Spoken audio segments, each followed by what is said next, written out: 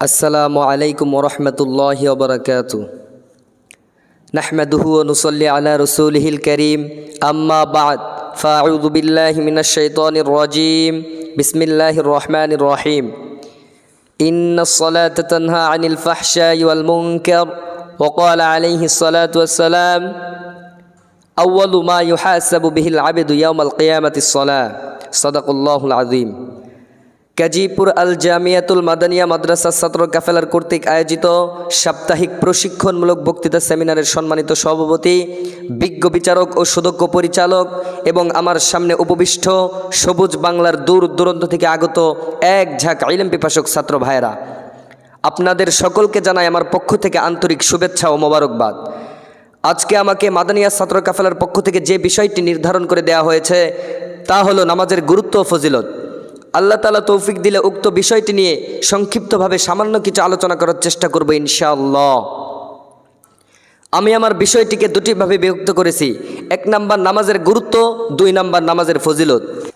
তো চলুন প্রথমে নামাজের গুরুত্ব সম্পর্কে আলোচনা করা যাক। মুহতারাম হাজিরিন, ইমানের পর সবচেয়ে গুরুত্বপূর্ণ আমল হচ্ছে নামাজ। পবিত্র কোরআনে আল্লাহ তাআলা একবার নয়, দুইবার নয়, তিনবার নয়, 121 বার নামাজের কথা উল্লেখ করেছেন।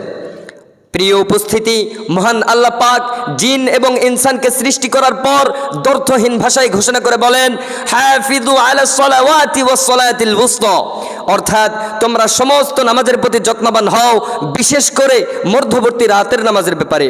অন্য এক আয়াতে বলেন, ওয়া আকিমুস সালাতা ওয়া আতুজ যাকাত, তোমরা নামাজ আদায় করো এবং যাকাত দাও। প্রিয় উপস্থিতি, ইসলামের ভিত্তি রাখা হয়েছে 5টি স্তম্ভের উপর, তার মধ্যে একটি হচ্ছে নামাজ।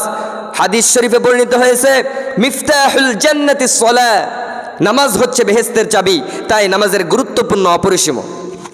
প্রিয় উপস্থিতি, মহান আল্লাহ পাক জিন এবং ইনসানকে সৃষ্টি করেছেন একমাত্র তার ইবাদতের জন্য, আর ইবাদত বন্দেগীর মধ্যে সর্বশ্রেষ্ঠ ইবাদত হলো নামাজ।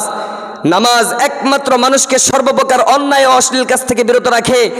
আর বর্তমান জামানায় আমাদের সমাজের মধ্যে যে অবস্থা, আমাদের সমাজের মধ্যে যে পরিস্থিতি, এই পরিস্থিতি থেকে রক্ষা করতে পারে।